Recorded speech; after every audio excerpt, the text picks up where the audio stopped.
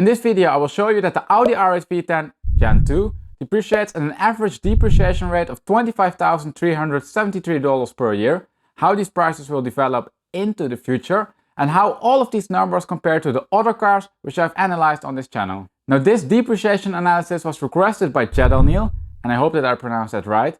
But that of course also means that you can request a video simply by commenting the name of the car which you would like to see analyzed down below in the comment section. Also remember then to subscribe and to click the notification bell so you actually get notified when your requested analysis goes live. What's up YouTube, and welcome to a new video. Now before we dive into the details of the Audi R8 V10 market, I will first quickly explain how this video is structured. First we will explore the market a little bit and have a look to the average price points in the V10 market. After that we have a look to the depreciation per year and the depreciation per 1000 miles driven, and with those two inputs we will make then the forecasted prices. With all of those inputs we will rank the car then on the depreciation leaderboard so we can compare it against other cars, and if you're then convinced that the V10 is the car for you, then you definitely need to watch till the end of the video, because then I will show you what a fair purchasing price is. We will start however now with the average price points, and those are appearing in the histograms popping up over here. You can see that all the way at the top we have the price distribution for the full market, and that the histograms below that one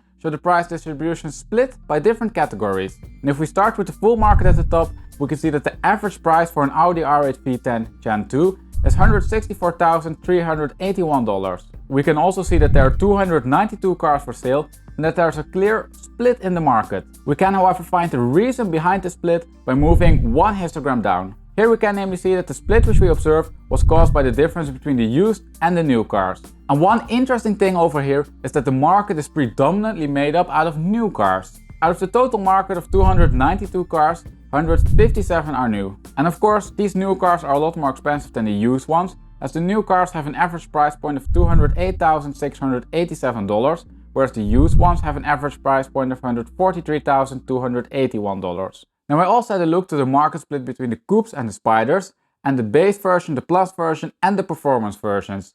So let's have a look to the last two histograms. We can see that the Spider has an average price point of $192,749, whereas the Coupe has an average price point of $169,850. The Coupe is however a bit more popular, as there are 179 Coupes for sale versus only 111 Spiders. Moving on then to the last histogram, we can see that we have the base version displayed in orange, the Plus in green and the performance version in red. You can also see that the huge supply of new cars, which we saw in the other histograms, is mainly composed out of these performance versions. And that of course might affect the prices going forward, but more about that later. We will continue now with the depreciation per year, and we will do that by using this graph over here. You can see that we've model year now on the horizontal axis and the price on the vertical axis, and that each blue bubble represents an Audi R8 V10 for sale in today's market. Finally then, you can see that there's a blue solid line going through the graph, and this line represents the depreciation curve. Now if we look to the graph, we can see that also here there's a split in the market. On the right hand side we have of course the new cars, which are the facelifted versions, and on the left hand side we have the older used cars. If we look then to the average depreciation per year, then we can see that this is $25,373 per year, or 12% of the average price of a new car. And because this is an average number, it is of course not equally distributed over the model years. So let's have a look. We can see namely that there's a huge drop in the first 2 years of ownership, equaling $57,378. This number then decreases rapidly, as in the third year of ownership the depreciation per year is only $16,818. Now if we split this depreciation curve between the base, the plus and the performance version, then we can see some differences in the depreciation. We can see namely that the performance version is now displayed in green, the base version in blue and the plus version in orange. And if we look to the differences, then we can see that the depreciation per year on the base version is quite a bit lower. In the third year of ownership, those cars namely decrease on average $13,421, whereas the plus version is decreasing $24,652. Now I also checked if there's a difference in depreciation per year for the Spider and the Coupe, and I will put that graph on the screen now, because then you can see that there's almost no difference at all. So let's move on now to the depreciation per 1000 miles driven, before we have a look to the forecasted prices. Before we continue however, please smash that like button, as it really helps to support the channel. Now the depreciation per 1000 miles driven is displayed in the graph over here, and you can see that instead of model year, we have now miles on the horizontal axis, and price is still displayed on the vertical axis. If I put this graph on the big screen, then you can see that the average depreciation per 1000 miles driven is $3,951. But obviously, you can see that this number fluctuates depending on how many miles a car already has. The number is, for example, a lot higher for cars which have less than 5,000 miles and a lot lower for cars which have more than 20,000 miles. And since we know now the depreciation per year and the depreciation per 1000 miles driven, it's time to have a look to the forecasted prices. Now, if you are a regular viewer of the channel, then you know that I usually make these forecasted prices by estimating some model based on the historical development and then extrapolating the results into the future. For the R8 V10, this however might be a little bit overkill. We namely already have the depreciation curve of the first generation. So let's include that curve into the picture and see how the prices might develop into the future. You can see that the depreciation curve for the second generation is still displayed in blue, but that in orange we have now also the depreciation curve for the first generation. Now if we take a look to the prices, then we can see that the average price point of a 2018 second gen car is $134,042. Also, you can see that for a first gen 2015 car, this is $114,654.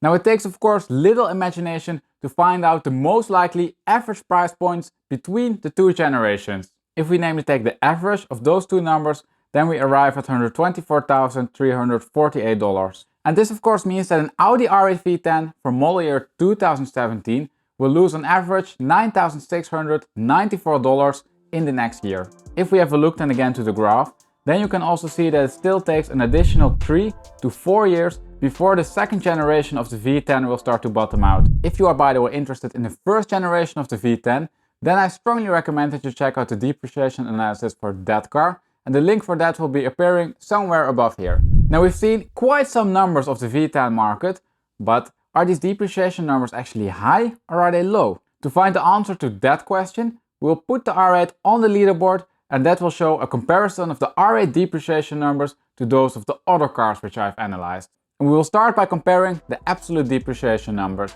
In the graph popping up on your screen, you can see that the cars are now listed on the horizontal axis and that the absolute average depreciation number is now listed on the vertical axis. Furthermore, you can also see that we have a new leader on the leaderboard, as the R8 is taking the first ranking in terms of depreciation per year. That is however not so strange, because the R8 is of course also one of the most expensive cars in the list here.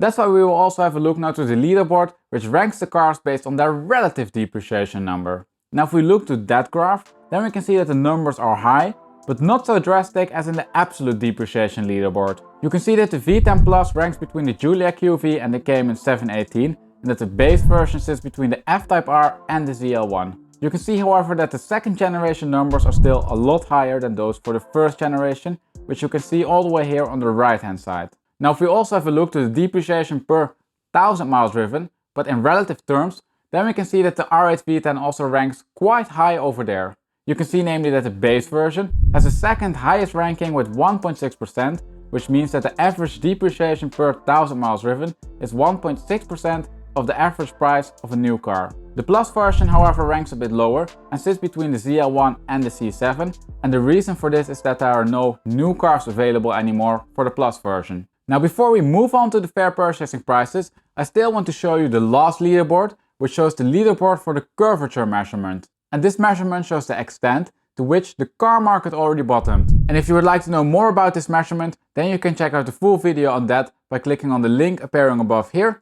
But we will have a look now to the leaderboard. You can see that the V10 Gen 2 market as a whole sits at a 70% completion rate of its depreciation curve. Also, you can see that this is a bit higher for the base version. And of course, because the depreciation curve is not yet completed, it means that you can still expect some significant depreciation on the car. And this is in line with the forecasted prices, which show that you can expect to lose around $10,000 in 1 year's time for a 2017 V10. Now contrasting to this is of course the situation in the first generation market. Here we can namely see that the depreciation curve is almost completed.